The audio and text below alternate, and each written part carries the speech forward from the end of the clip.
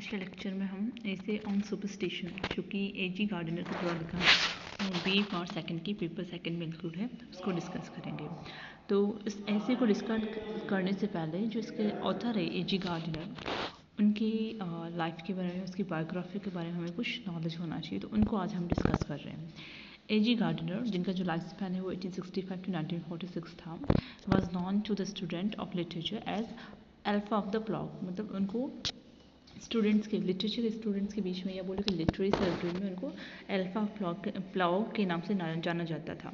He was a well known journalist and an essayist of outstanding merit. और वो बहुत अच्छे वेल नोन जर्नलिस्ट थे, मतलब एक सुप्रसिद्ध या प्रसिद्ध पत्रकार थे। इसके साथ साथ में वो एक आउटस्टैंडिंग मेरिट के एसेस्ट थे। आउटस्टैंडिंग मेरिट मतलब बहुत ही गुणशाली, या उनकी जो लिखने की स्टाइल थी वो बहुत ही अच्छी थी, तो वो एक अच्छे एसेस थे।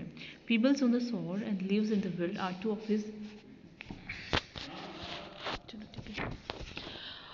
Pebbles on the shore and leaves in the wind are two of his best known essays. और उसमें जो दो बेस्ट नॉन जितने भी एसेस उन्होंने लिखे थे, उनमें दो एसेस ऐसे थे जो बेस्ट नॉन थे या बहुत ज़्यादा प्रसिद्ध थे। जैसे कि फर्स्ट है Peebles on the shore and the leaves in the wind.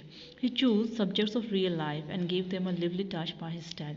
और जो वो ऐसे लिखते थे, उनका जो सब्जेक्ट्स होता था वो वास्तविक लाइफ से, मतलब रियल लाइफ से लेते थे। अपने चारों तरफ जो भी चीज़ उनको दिखती थी उस चीज़ को वो लेते थे और उसको इतनी अच्छी स्टाइल में लिवली टच देके उस बहुत ही अच्छी स्टाइल में जीवंत रूप प्रदान करते थे उस चीज़ को, जो कुछ लिखते थे। He was editor of the daily news London, जिसका टाइम ड्यूरेशन था 1902 से 1919 था, and also the president of the institute of journalist. वो एज ए एडिटर उन्होंने काम किया था डेली न्यूज़ लंदन में, और साथ साथ में वो इंस्टीट्यूट ऑफ जर्नलिज्म के प्रेसिडेंट भी रहे थे। His best essays are those which he contributed to a number of leading British newspapers. और उनके जो बेस्ट एसेज थे, मतलब इन्होंने एसेज खूब लिखे थे, पर उनमें से कुछ चुनिंदा एसेज जो बहुत ही अच्छी कैटेगरी में माने जाते हैं, वो एसेज वो थे जो उन्होंने ब्रिटिश न्यूज़पेपर में कंट्रीब्यूट किए या फिर उसमें पब्लिश करवाए थे। Gardiner essays are apparently of a casual type as most journalistic articles and features are. और उनके जो न्यूज़ एसेज थे वो उसी मतलब फॉर्मल टाइप के थे या साधारण थे, जिस तरह की नॉर्मली जर्नलिस्टिक आर्टिकल्स और उसमें होते हैं। और उनके जो फीचर्स थे वो भी, जो उसके एसेज के जो फीचर्स थे वो भी कैजुअल टाइप के थे।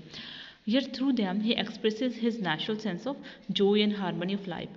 और वो क्योंकि वो फॉर्मल थे या फिर एक साधारण ऐसे की जो थीम्स होती है उस सिंपल थीम को वो लेते थे अपने एसेस में, पर जो उनका एक्सप्रेस करने का तरीका होता, मतलब वो उस चीज़ को किस तरह से व्यक्त करते थे, उसमें एक जॉय होता था और उसमें लाइफ के साथ हारमनी होती, मतलब वो जो कुछ भी लिखते थे उसको लाइफ से जोड़ के लिखते थे। हिज रिस्पॉन्सेज टू लाइफ में not be very deep and philosophical. वो कहते हैं कि उनकी जो लिखने की स्टाइल में जो उनका जो रिस्पॉन्स था लाइफ को लेकर, मतलब जीवन के प्रति जो उनका रिस्पॉन्स था वो का बहुत ज़्यादा गहरा या फिलोसॉफिकल नहीं था, वो एकदम नॉर्मल था।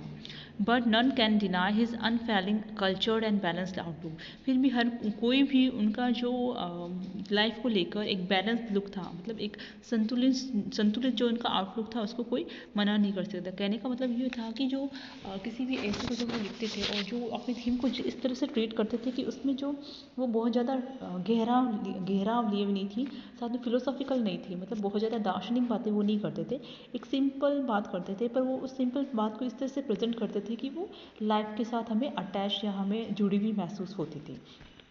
In some of his best essays, Gardiner makes the reader aware of the darkness and sorrows of the years during the First World War. और अपने कुछ essays में, कुछ निबंधों में गार्डिनर ने अपने रीडर्स को, मतलब जो उसके रीडर्स थे, उसको जो उसके essays को पढ़ने वाले थे, उनको फर्स्ट वर्ल्ड वॉर यानी प्रथम जो विश्व युद्ध हुआ था उसकी जो डार्कनेस थी, उसके जो उससे जो सोरो आया था, मतलब फर्स्ट वर्ल्ड वॉर के बाद में जो भी इंसानों के लिए दुख प्रकट हुआ था या जो फिर जो जीवन अंधकार में हो गया था, उस चीज़ को अपने रीडर के सामने प्रेजेंट किया और अपने जो रीडर्स हैं उनको इस चीज़ से अवेयर करवाया कि ये जो युद्ध था इसकी जो कंसिक्वेंसेस यानी इसके परिणाम कितने विध्वंसक हुए थे। But what is charming in him is that he naturally inspire the reader to feel that life is beautiful. But फिर भी उनमें एक चार्मिंग ये चीज़ थी कि उनके लिखन में कि वो लाइफ फिर भी, मतलब ये फर्स्ट वर्ल्ड वॉर के जो डार्कनेस और सोलो को वो साथ में रखते हुए भी वो रीडर्स को ये फील करा रहे थे कि लाइफ जो है वो बहुत ही ब्यूटीफुल है। वार्स आर नो वॉर्स, मतलब युद्ध है फिर भी युद्ध नहीं है, मतलब युद्ध के ड्यूरेशन में भी वो अपने रीडर्स को इस तरह से प्रेजेंट करते थे अपने काम को कि उन्हें लाइफ को लेकर वो पॉजिटिव हो जाते थे। A.G. Gardiner is one of the most lovable and present writer, और A.G. गार्डनर थे अपने टाइम के काफ़ी मोस्ट लवेबल, मतलब काफ़ी चाहे जाने वाले और प्लेजेंट राइटर माने जाते थे। Each essay Gardiner gives us pure delight, और हर एक ऐसे जो गार्डनर ने लिखा था वो हमें डिलाइट देता है, एकदम सिर्फ उसमें डिलाइटफुलनेस होती है, मतलब खुशी महसूस होने वाली चीज़ थी। For Gardiner, any subject was good enough for writing and he wrote with perfect confidence, ease and grace. Gardiner के लिए कोई भी सब्जेक्ट मैटर हो, मतलब कोई भी सब्जेक्ट चल जाता है या फिर कोई भी थीम लेके वो उसको लिख सकते थे, और वो एकदम परफेक्ट कॉन्फिडेंस के साथ में, ईज और ग्रेस के साथ में उस चीज़ को लिखते थे। The essays of Gardiner are full of humour and personal touch, और जो गार्डिनर के जितने भी ऐसे थे उसमें ह्यूमर था, साथ में पर्सनल टच था। पर्सनल टच की वो अपने आप को उससे जुड़ाव महसूस करके फिर लिखते थे। Subject did not worry him, उनको सब्जेक्ट की कोई परवाह नहीं थी, कोई भी सब्जेक्ट पे वो लिख देते थे। He says any peg will do to hang your hat on, the hat is the thing. वो कह रहे थे कि कोई भी पेज, मतलब कोई खूंटी, मतलब एक अपनी हेड को टांगने के लिए कोई भी खूंटी चलेगी, पर मेन जो चीज़ है वो है कि आपकी जो हेड है वो क्यों, जो इसमें मेन चीज़ होती है वो हेड है। कहने का मतलब ये है कि कोई भी सब्जेक्ट चलेगा, पर आप किस तरह से उसको प्रेजेंट करते हो वो चीज़ मायने रखती है। A.G. Gardiner is well known for the distinctive qualities of style, वो अपनी स्टाइल की डिस्टिंक्टिव क्वालिटी के लिए जाने जाते थे। His style is that of the most natural and intimate conversationalist, मतलब उनकी जो स्टाइल थी वो एकदम नेचुरल थी, साथ में जिस तरह से हम वार्तालाप करते हैं बहुत ही इंटीमेट होके, उस तरह से वार्तालाप से भरी हुई थी। He never strains after effects, वो बाद के जो इफेक्ट्स आते थे उनसे वो कभी परेशान नहीं होते थे। The effortless ease which is reflected through his writing comes from his spontaneous responses to life and his capacity to express something of the universal through his experiences। और जो उनकी effortless, मतलब वो किसी चीज़ ease, मतलब वो एकदम सहज भाव से लिखना, जिसमें वो बिल्कुल भी एफर्ट नहीं करते थे, मतलब उनकी राइटिंग एकदम सहज रूप से एकदम फ्लो ली हुई थी। तो वो जो चीज़ उनकी राइटिंग में थी वो इस चीज़ को मतलब व्यक्त करती थी, रिफ्लेक्ट करती थी स्पॉन्टेनियस, कि वो उन्होंने अपने जीवन को लेकर किस तरह से लगातार रिस्पॉन्स दिया है, उनके जो किस तरह से उन्होंने लाइफ को एक्सपीरियंस किया, मतलब अपनी लाइफ के जो एक्सपीरियंस थे उन्होंने उसको अपनी राइटिंग में प्रेजेंट किया था। The result is that while reading Gardiner, और उसका ये रिजल्ट निकला कि जब हम गार्डनर को पढ़ते हैं, the reader quickly attunes himself to the moods and feelings of the writer. जो रीडर है वो एकदम मतलब जल्दी ही जो राइटर जो कहना चाहता है, जो उसके राइटर का जो मूड है, जो फीलिंग है, उसके साथ में वो ट्यून में आ जाता है। मतलब जो चीज़ राइटर व्यक्त करना चाहता है और जो चीज़ वो उस टाइम फील कर रहा है, वही फीलिंग और वही मूड जो रीडर है वो महसूस करने लग जाता है।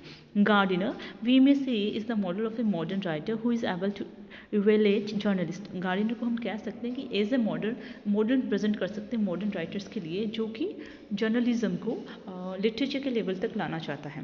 His sentences are usually short and the figures are homely, और जो उनके शब्द थे, मतलब उनकी जो वाक्य संरचना जो थी वो छोटे, मतलब उनके जो वाक्य थे हमेशा छोटे छोटे थे, पर फिर भी उनमें फिगर ऑफ स्पीच यूज़ करते थे वो। The passage from the start of the essay to its end, जो पैसेज जो भी वो पैसेज लिखते थे वो अपनी स्टार्टिंग से लेकर एंड तक goes through well arrange stages in each of which we may make a series of short sentences. वो एक वेल अरेंज स्टेजेस के थ्रू जाते थे, मतलब एक व्यवस्थित रूप से स्टेजेस, मतलब इस स्टेज के बाद ये आया, एक व्यवस्थित संरचना थी उसकी जिसमें कि शॉर्ट्स और सेंटेंसेस को एक सीरीज के रूप में जोड़ा गया था। और जब lastly clinched finally by relatively long one, और जो लास्ट सेंटेंस होता था वो थोड़ा लंबा होता था, कि जिस तरह से ऐसे कि जिस तरह से हम निष्कर्ष निकाल रहे हो उस चीज़ का भी निष्कर्ष देने के लिए जो लास्ट सेंटेंस था वो काफ़ी लंबा, थोड़ा सा लंबा यूज़ किया करते थे। दिस अरेंजमेंट, ये जो व्यवस्था थी उनके शॉर्ट सेंटेंसेस की और लास्ट में एक लॉन्ग सेंटेंस की, फ्री फ्रॉम ऑल सोफिस्टिकेशन, वो सारे सोफिस्टिकेशन से फ्री था। बिरड द एसेस्ट हार्ट एंड माइंड, वो कोई किसी तरह का उसमें सोफिस्टिकेशन नहीं था, सिर्फ वो जो एसेस्ट का हार्ट और माइंड था, यानी उसका दिल और दिमाग, उसको वो प्रेजेंट करता था, ये रिफ्लेक्ट करता था उसके दिमाग में, उसके मस्तिष्क में, उसके हृदय में क्या चल रहा था उस चीज़ को प्रेजेंट करते थे उसके एसेस के sentences. Occasionally there are learn allusion, कभी कभी वहाँ पे कोई संदर्भ मिल जाता था विशेष रूप से उनके राइटिंग में, but these harmonise with the style and never give the impression of any flaunting of the essays learning. पर ये जो वो कभी कभी एल्यूजन्स यूज़ करते थे, विशेष संदर्भ यूज़ करते थे, वो भी उनकी स्टाइल में हार्मोनाइज हो जाते थे और कभी ऐसा फील नहीं होता था कि जो राइटर है वो अपनी राइटिंग से इधर उधर हो रहा है। He wrote under the pen name alpha of the plough. जैसे स्टार्टिंग में बताया था कि A.G. गार्डनर का जो पेन नेम है अल्फा ऑफ द फ्लॉग, यानी इसी नाम के अंडर में उन्होंने सारे के सारे अपने एसेस लिखे थे। तो आज के लेक्चर में हमने जो ऐसे ऑन सुपरस्टिशन, उसके जो ऑथर है A.G. गार्डनर, उनके बारे में कुछ जानकारी प्राप्त की है। नेक्स्ट लेक्चर में हम जो ऐसे ऑन सुपरस्टिशन उसको डिस्कस करेंगे। Thank you.